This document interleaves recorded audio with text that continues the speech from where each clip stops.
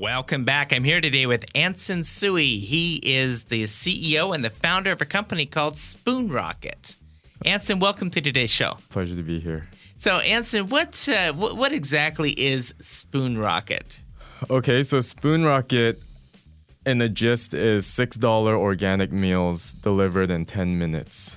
The whole purpose of this company, aside from trying to make money, is to change the way that people think about fast food.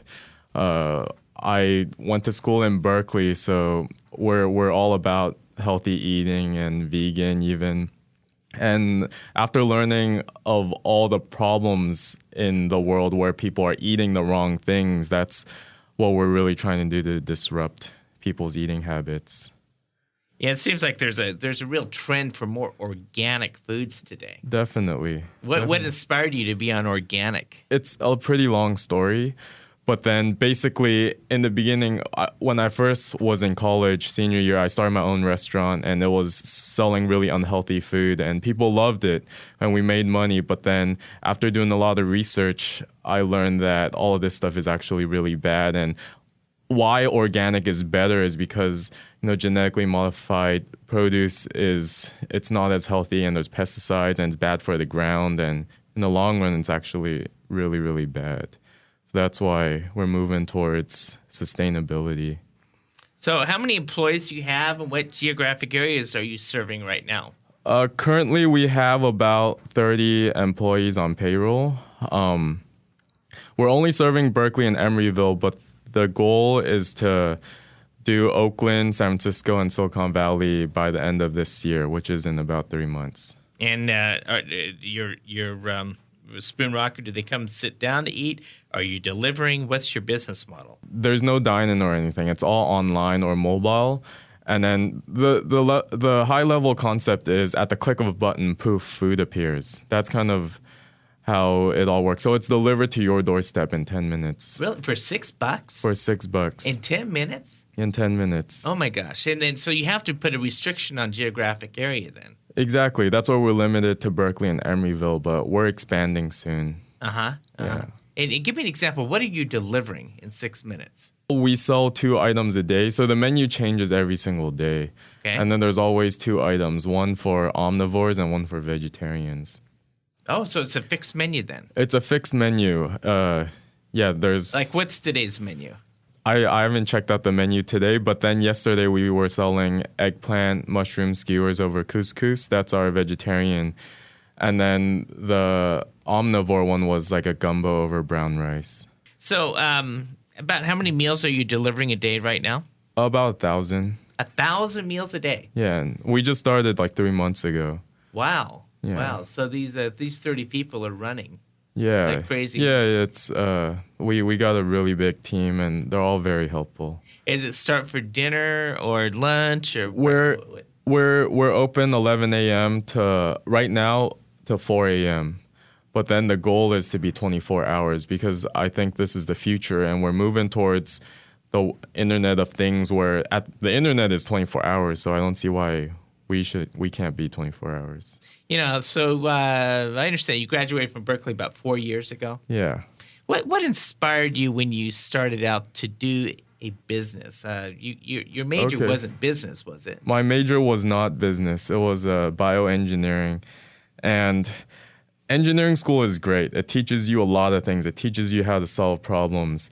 But then at my senior year, I was just like, wow, I don't want to be an engineer. I hate this stuff. And then that's when I learned, like, hey, I really got to follow my heart and do business. Because all my life, my dad's an entrepreneur. His dad's an entrepreneur. My mom's dad is an entrepreneur. So we've just had entrepreneurs all throughout my family. And that's just what I knew I wanted to do. So when you started out, did it, obviously it takes money to start any business. It takes money. It takes, to be honest, in retrospect, I have no idea how we pulled it off.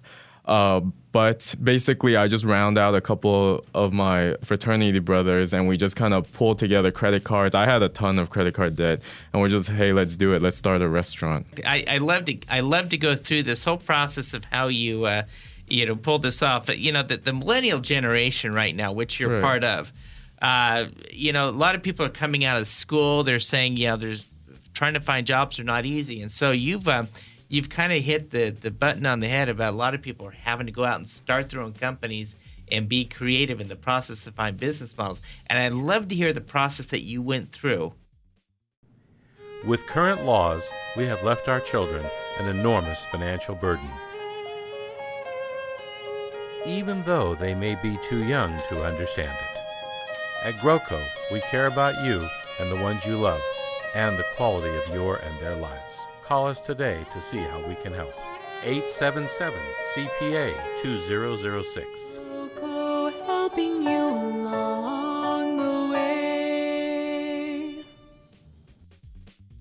Welcome back. I'm visiting here today with Anson Tsui. He is a CEO and founder of Spoonrocket, a state-of-the-art restaurant. I guess it's in the new generation of being able to deliver an organic meal to your doorstep in 10 minutes or less for $6. Mm-hmm. And so you started this company how long ago?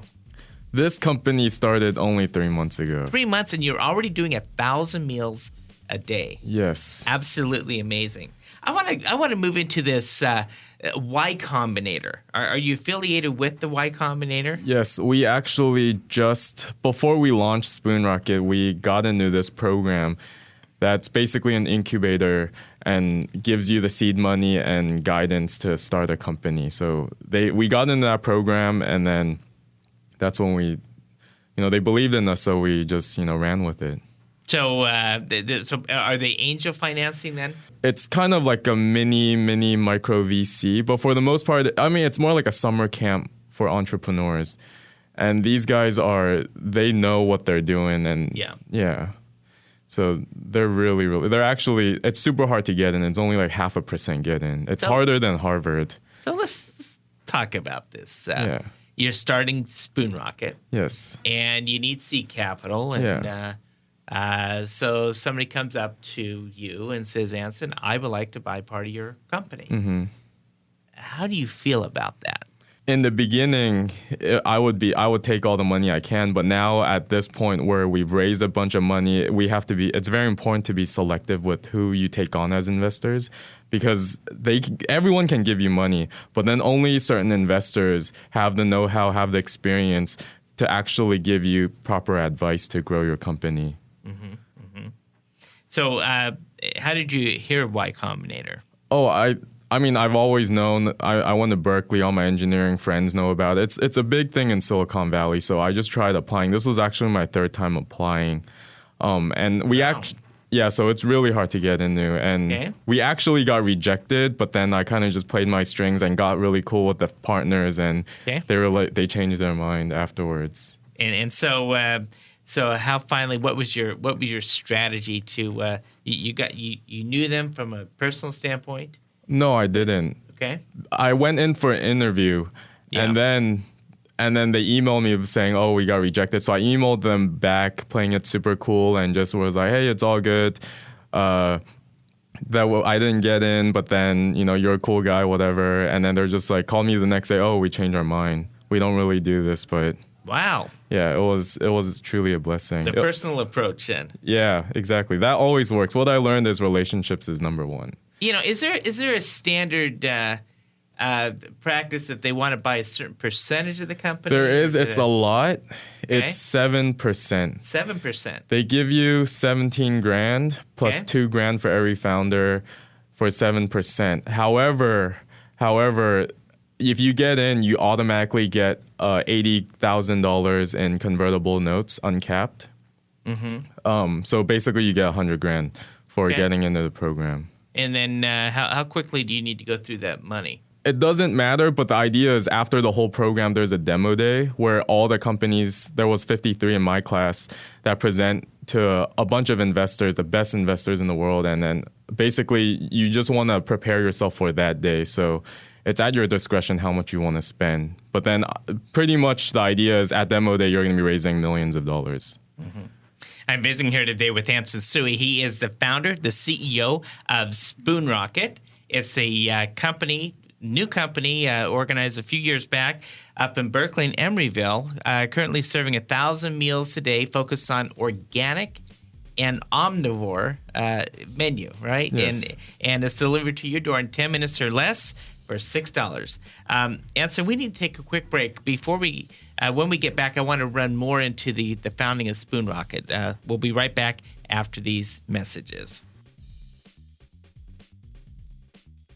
He's the world's most trustworthy man. Tax filing deadlines are scheduled around his vacation calendar. The IRS agent who audited his client apologized.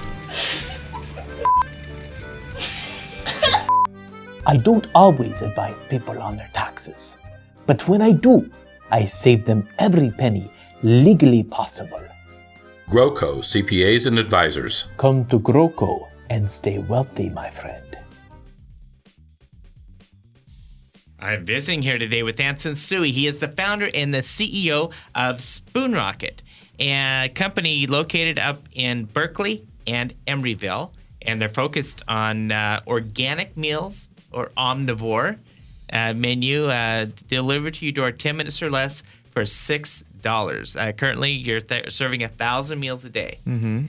So we were talking about Y Combinator and that hard to get in, but you got in because you worked the system. And it's like I so believe in what you said about it's all about the relationships. It is. You know, there's a saying that your net worth is equal to your net work. And so when you learn how to network with people and hang with the right crowd, you can be enabled to get to the next level. It's so true. Y Combinator, you got in. And how has that helped you? What exactly did they do? It's life-changing. Okay. It's absolutely life-changing. For one, the guy who runs it, Paul Graham, he's a genius. He's one of the smartest guys I know. And he's seen hundreds of companies, hundreds of the top companies. So if you go to him with any question about what to do for your startup, he knows exactly what to do. And on top of that, he's already played the whole fundraising game. He knows how to raise money. Okay. He knows how investors think. It's like it's an advantage that nobody else would have. And they want a board seat coming in then. They don't take really? a board seat. Oh. Yeah, not at all. So they just want to help. They just want to help startups. So would you consider Paul to be a mentor then to the business? Absolutely. Okay. So now, what has impressed you the most with Y Combinator? In other words, what types of things have they given you advice on? I want this from the perspective of a aspiring entrepreneur moving out in that millennial generation into the new frontier, and what helped you the most in getting focused in the business off the ground? Right off the bat, they're just like, "Hey, you're in Y Combinator now. You gotta show the world what's up. You gotta just move fast and hustle." So we didn't even sleep, and on top of that, there's just like this whole culture of everybody needs to succeed. Everybody's ambitious. There's a lot of pressure, but it's very exciting, and it's just amazing. On top of the fact that basically just this badge of approval of Y Combinator will get you with meetings with Sequoia, with General Catalyst, with SV Angel, all the biggest VC firms. Yeah, it's fantastic. So the early days, you open your door, you put up a website, you say, "I'm Spoonrocket, and come get your organic meal." Was it slow at first? So this was only 3 months ago, okay? But yes, it was very slow. So our first day, we only sold one meal, and I was super depressed. I went to Paul Graham. I was like, "Hey, we didn't really sell anything. Maybe this idea isn't that good." And he was like, he's super sharp, so he's like, "Yeah. How do you guys know this is a good idea, blah, blah, blah." It felt really, really bad. And then eventually we just really stuck it through, and, because we believe in our cause that we're trying to change the world and the way people eat and fight obesity. So we just stuck it through, and eventually our sales just skyrocketed in 3 months. What was it? What helped to bring you back to a lot of customers? How did the people... Okay, well, going back to Y Combinator thing, the one thing that actually spiked our orders was just Y Combinator. By being a Y Combinator company, you get featured in TechCrunch by default. TechCrunch, the blog post. And that day, our servers overloaded and a ton of people heard about us. And ever since that day, reporters have just been trying to reach out to us. And PR is huge. That's way better than any other paid advertising. And so when you had this sudden demand or this surge, how did you handle that? Teamwork. Going from one meal to thousands in 3 months? It's tough. It was tough. I mean, I'm just very grateful for my team. We're very close. We talk every single day, and just really, we're all trying to succeed. And I mean, that's the bottom line. If you have a great team, you can do anything. Yeah. And then how do you have that team of 30 people divided up? Is it different shifts a day, or do you got cooks in the kitchen? And we have several teams. We have the operations team, which includes cooks, the chef, and the drivers. And then we have the growth team, which is marketing. And Mark Zuckerberg at our talk was basically saying how growth teams are the future of marketing teams. It's basically a combination of marketing and biz dev. And then our third team is the engineering team. And me and my co-founder are kind of like the glue between all of these three teams. You mentioned Mark Zuckerberg's name. Yeah, he spoke at Y Combinator. Every week, basically, on Tuesdays, there's a YC dinner where they bring famous people to come speak just to talk about their experiences. It's all off the record, though. It's all, like, exclusive stuff, so it's really cool. And you're there to share ideas then? Yeah, basically. Everyone there is just to help each other and support each other, yeah. So what are your future plans with Spoonrocket? How big are you going to be? Well, we want to go nationwide. Nationwide? The goal is to change the way people eat and think about fast food. So in order to do that, worldwide even, but the immediate goal is Bay Area, then nationwide. So Anson, person believes in the cause, is organic meals or omnivore meals delivered to your doorstep, $6 or less. Sign me up. I want to run a franchise. I mean, what is your model? Is it a franchise model? Is it a corporate-owned model, which you're going to continue to fund through stock? How are you going to expand? We want to do it all. We don't want to franchise because we want to maintain the quality and ensure that this is organic. This is, hormone, antibiotic-free, and all that good stuff. And so you'll have to put chefs in a number of kitchens strategically located throughout the... It's true, but then our model is great because we only need one kitchen for the whole Bay Area. Instead of having multiple Jack-in-the-Boxes in the city, we only need one per geographical region, which is actually really lean. We don't have waitresses, we don't have server staff, and yeah. Okay, quickly, we're running up against the time here. If a person wants to find more information on Spoonrocket or order from you, where do they go? They go on spoonrocket.com or they download the Spoonrocket app on Android or iOS. So you got an app on Android or iOS, yes. Spoonrocket app, or they can find you at spoonrocket.com. Yep. I've been visiting here today with Anson Tsui. He's the CEO and founder of Spoonrocket, a company that is launching the next generation of meals right to your doorstep. Anson, thanks for being on today's show. Thank you so much. We'll be right back after these messages.